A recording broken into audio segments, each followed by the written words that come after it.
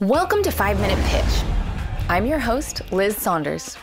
5-Minute Pitch is the competition that gives entrepreneurs from around the globe the opportunity to virtually pitch their business or product idea for the chance to win a grand prize of $50,000.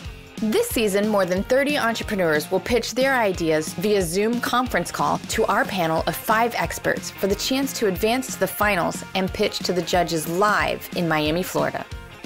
Our panel of expert judges includes Greg Mercer, Steve Chou, Mike Jackness, and Scott Foker, all 7- and 8-figure e-commerce sellers who have run and sold multiple successful businesses. Today we are joined by guest judge Drew Sunaki. Drew runs Empire Growth Group, a hybrid consulting agency, services provider, and investment vehicle, and is currently the CEO at AutoAnything.com, a 9-figure auto accessories retailer.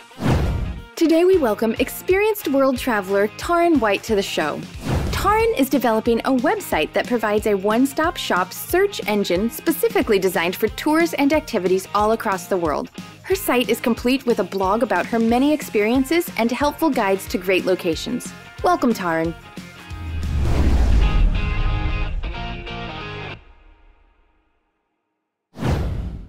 Hey Taryn, welcome to the 5-Minute Pitch. Your 5 minutes starts now. My name is Taryn White, and I'm the founder and CEO of the Trip Wish List, a lifestyle brand that encourages people from all walks of life to pursue their travel dreams. We offer a platform where users can chart their travel bucket list and book tours and activities in exciting places. Growing up, my family took a road trip every year across the United States. It was around the age of 4 that we began. And I just had such fond memories of that time. And it gave me the travel bug, essentially. And so fast forward to now, I have visited more than 70 countries on 6 continents and all 50 U.S. states. And so a couple years ago, I wanted to figure out what I could do to pursue my passion and connect with people when traveling. While organizing a trip for a client a few years ago, Taryn realized that the only way to find things to do at a given destination was to search on multiple websites over time to be able to piece together an experience. Because of this, she decided to create a website search engine that brings all the tours and activities from across the web into one central location. I want to integrate it with also a travel wish list for users, so that would provide it more than just a search engine, just kind of like a place that's personal where people can also chart their travel bucket list and link it with things to do. Taryn wants to further build out the functionality of her website search engine and plans to use the prize money to do so. As for monetization, she plans on getting referral commissions from the travel websites she links the deals from, as well as direct advertising on those same sites. Right now, it's still under development. It's an early stage platform, and then you can enter in a search. And so the idea is that you can have different categories for things to do, and then you have different offerings here, and you'll be able to filter in the future by more things. And you go here, and you can book on a tour, and then the in booking places you at a third-party site with tracking cookies or whatever. That's the search engine function. And then there's also a user function where there's a bunch of sites out there that have unfortunately, a wish list. we are out of time. We'll be right back after a quick word from our sponsor. If you are looking to buy or sell your online business, then look no further. FE International is the market leader when it comes to M&A, and they've completed hundreds of millions in SaaS, e-commerce, and content business acquisitions since 2010. Now, I've known the founders for quite some time, and over the years, FE International has adapted and fine-tuned the marketing and acquisition process to create a proven and efficient model which gets results for buyers and sellers alike. And what I specifically like about FE is they provide personalized service. So if you're looking to buy or sell a business, go to feinternational.com. Taryn has big ideas for her travel website. Let's see what questions the judges have for her. The site looks good, by the way. Is it currently monetized in any way? It's just in the beginning stages of monetization. The business I have monetized with higher level group bookings for trips. So I have clients that book trips now, and I wanted a minimum viable product at a lower price point. And so I'm just at the beginning of doing the monetization for the tours and activities. Okay. Taryn, is all that content that we just saw, is that pulled in automatically through the API, or is that content that you actually wrote? Yeah, that was pulled in through the API, the narratives. So what is your traffic strategy to get people on the site? So social media posting and Facebook ads and a blog. The judges are always curious to know how the contestant is going to monetize their business and when. So far, Taryn is not monetizing the website piece of her business, but instead is funding it through the other side of her business, where she plans trips and experiences for clients. So I love the idea. I'm also a serial traveler. I've been to 48 states and 49 countries. I'm still behind you, but the problem that I see though is this space is so crowded. Even TV commercials are just bombarded with Trivago and Hotels.com and all these different places. I mean, they have tens of millions of dollars of budget to be able to penetrate this market. How are you going to be able to compete with a much smaller budget? Those companies currently focus on hotels and flights. And so the tours and activities sector has been fragmented, and there really isn't a common, platform. Taryn feels that while it's typical for airlines and hotels to be on a common website platform, it is not that way for tours and activities. And while there are sites like TripAdvisor and Viator who do provide tours and activities offerings, Taryn plans to link to the deals and products on their sites, positioning herself as a partner as opposed to a competitor. I think the thing I'd love to hear you talk about more there, though, is the bucket list aspect of it, where trying to get people to plan things that they dream of. A lot of them they'll probably never actually do, but if you start using that part of the interface and train people to use the bucket list and plan multiple trips years out, the site becomes more sticky, and it's kind of like a unique competition, a value-added proposition to all the other travel sites that are more like my next trip in this immediate fashion. And that's what I was going for as sort of a user retention strategy, was the bucket list. Oh, I've put my bucket list here. What is your long-term vision for this site? What's your secret sauce going to be? Just trying to personalize it into a place where people can share, this is what I did. I want to add a map to it. Most of the other sites don't have maps, and maps are very sticky for people that love travel. So you have this travel map that you can share. I know there are some sites or apps out there that allow you to chart, this is where you've been and where you want to go. But my site would allow you to kind of place the things that you've done or wanted to do within the map. And the map hasn't been developed yet, but the overall goal is to sort of bridge people's desires and things that they want to do with bookable offerings. Have you been able to drive traffic to the site?